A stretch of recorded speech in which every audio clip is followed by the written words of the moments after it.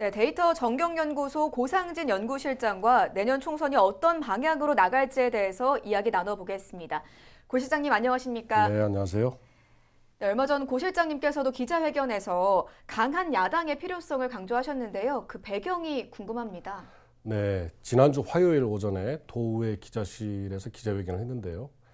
지금 우리 지역의 국회의원들이 너무 무책임하고 무능하고 또 존재감이 없다는 평가를 많이 받고 있습니다. 네. 특히 지난 대선 때 우리 이재명 후보가 24만 7,077표라는 아주 적은 표 차이로 패배를 했는데요.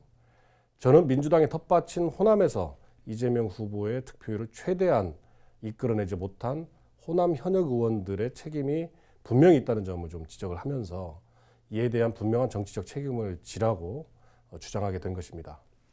네, 방금 현역 정치인들의 책임론을 말씀하셨는데 고 실장님이 보셨을 때 내지는 우리 지역 주민들이 얘기하는 현역 국회의원들이 가장 비판받아야 할 점은 뭐라고 보십니까? 앞서도 지적을 했습니다만 우리 지역의 정치인들이 책임을 제대로 지고 있느냐는 점에 대해서 저는 많은 의문을 갖고 있습니다. 책임을 지는 정치야말로 국민의 기대에 부응하기 위한 의정활동으로 귀결이 되거든요. 그런데 크고 작은 실패가 연속되는데도 누구 하나 시원하게 책임을 지거나 진정 어린 어떤 성찰과 사과를 하지 않고 있습니다. 네. 그러다 보니 대충 얼버무리고 시간만 때우면 당장의 위기는 벗어나겠지 않은 무산이란 자세로 계속하고 있는 정치인들에 대해서 많은 도민들이 실망하고 있는 게 또 사실입니다. 또 불과 얼마 전까지만 해도 우리 지역 정치인들이 대한민국의 정치를 좌지우지했단 말이죠. 그런 존재감은 바로 정치적 비중을 높이는 과정 속에서 분명한 책임 정치로 도민들의 신뢰를 구축했기 때문에 가능했던 것입니다. 하지만 대선 패배 이후에 세계 잼버리 대회라든지 또 새만금 예산 대폭 삭감이라든지 이런 실패가 거듭되는데도 진중한 사과와 책임을 지는 모습을 보이는 정치인이 단 한 명도 보이지 않고 있다. 그래서 저는 앞으로 지금의 현역 정치인들이 계속 국회의원을 하는 동안은 우리 전북의 변화는 기대할 수가 없겠다. 저는 그렇게 생각을 합니다. 네, 그러면서 호남 현역 의원들의 험지 출마도 강조하셨거든요. 네. 이 험지 출마가 갖고 있는 상징성 또는 정치적 필요성은 어디에 있는 건가요? 사실 민주당이 정권을 뺏기면서 가장 상실감과 허탈감이 큰 사람들은 바로 우리 호남 사람들입니다. 오로지 민주당만 바라보고 민주당이 집권해야만 우리 전북에 뭔가 혜택을 줄 수 있을 것이다 기대를 해왔는데요. 그런 호남에 가장 큰 배신감을 안겨준 게 저는 지금의 현역 국회의원이다. 다소 비약적일 수도 있습니다만 결코 작지 않은 책임이 분명히 있다는 것이죠. 지금 국회의원들은 문재인 정부 시절에 집권 여당 상황에서 국회의원이 됐습니다. 네. 그것도 과거 이제 탄도리의 비유가 되는 코돌이라는 어떤 비아냥 섞인 평가도 받고 있는데요. 이는 180석에 달하는 거대한 여당에 힘을 주었음에도 불구하고 아무런 개혁적 성과를 내지 못하고 지지부진하다가 결국에 전국까지 뺏겼지 않습니까? 이거를 바라보는 우리 호남 사람들은 도대체 이게 뭐 하자는 거지? 라는 거죠. 지금 현역 의원들을 바라볼 때. 이제는 강하고 선명한 그런 어떤 야당 국회의원이 필요한 시점이다. 집권 여당의 꿀만 빨던 그런 어떤 살찐 고양이가 아니라 윤석열 정권의 실정을 따갑게 지적하면서 또 이재명 대표를 중심으로 똘똘 뭉쳐서 다시 정권을 되찾을 수 있는 그런 강한 야당이 지금 필요합니다.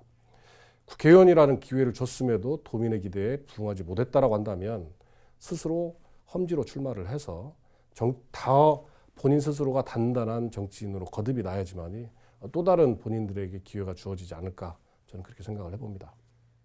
네, 한편에서는 오직 민주당만을 향하는 유권자들의 선택에도 변화가 필요하다는 시각이 있는데요. 관련해서는 어떻게 보십니까? 정당 간 건강한 경쟁 체제를 구축하는 것은 반드시 필요하다고 저도 소신을 가지고 있습니다. 하지만 이제 그것이 지금 우리 호남의 경우에는 좀 더 다른 경우가 있거든요. 뭐냐면 과거 아픈 역사를 안고 있는 호남에서는 그런 어떤 정당 간의 수도권에서 펼쳐지고 있는 또는 충청권에서 펼쳐지고 있는 정당 간의 건강한 경쟁 체제가 구축되기가 자리 잡기가 쉽지 않다. 그래서 저는 대안으로 어떤 민주당 내에서의 어떤 건강한 경쟁 체제를 구축하는 것이 하나의 좋은 대안이 아닐까 그렇게 생각을 해봅니다. 당내 정치 세력 간의 대결 구도가 어떤 경쟁 구도로 승화가 된다면은 우리 호남에서도 지역을 변화시킬 수 있는 새로운 동력으로 무장될 수 있는 기회가 마련되겠다. 그렇게 저는 생각을 합니다. 네, 그럼 내년 총선의 방향은 구체적으로 어떻게 나아가야 한다고 보시는지 궁금합니다. 뭐 단순히 정권의 안정이냐 또는 정권 견제냐라는 단순한 구도가 아니라 민생이라든지 민주주의라든지 또는 한반도 평화에 지금 막대한 위기를 초래한 우리 윤석열 정부를 강력하게 견제하고 제동할 수 있는 강한 야당이 출연해야 된다. 그렇게 생각을 하고요. 지금의 우리 지역의 현역들이 주로 비판받는 무책임, 무능, 또 존재감 없는 이런 평가에 대해서 대체할 수 있는 정치 지형의 변화도 함께 도모를 해야 된다. 그렇게 생각을 합니다. 저는 그런 측면에서 보면 늑대 사회를 좀 주목해 봅니다. 아주 경험이 많고 노련한 늑대가 맨 앞에서 길을 안내해주고 또 힘이 다부지고 저돌적인 젊은 늑대가 허리를 막고 또 장차 지도자로 성장할 수 있는 젊은 어린 늑대들이 선배들을 보면서 배워나가는 네. 그런 늑대 사회의 리더십 구조를 우리 전북의 정치 지형에 한번 도입해 보고 싶다. 뭐 제가 도입하는 것은 아닙니다만 그런 것들이 한번 도입이 된다라면 네. 기존에 보여졌던 어떤 정치적인 무능함, 무책임함, 뭐 존재감 없음 이런 것들을 충분히 대안할 수 있는 그런 정치 지형이 이루어지지 않을까 그렇게 기대를 해봅니다. 네, 유권자들이 올바른 선택을 하기 위해서는 입지자들의 선명한 포부와 또 미래 비전 제시가 필요하겠는데요. 그런 부분에서 젊은 정치인들의 역할이 중요해 보입니다. 또 그들의 목소리가 얼마나 울림을 가질지도 기대해 보면 좋을 것 같습니다. 고 실장님 오늘 말씀 고맙습니다. 네, 감사합니다.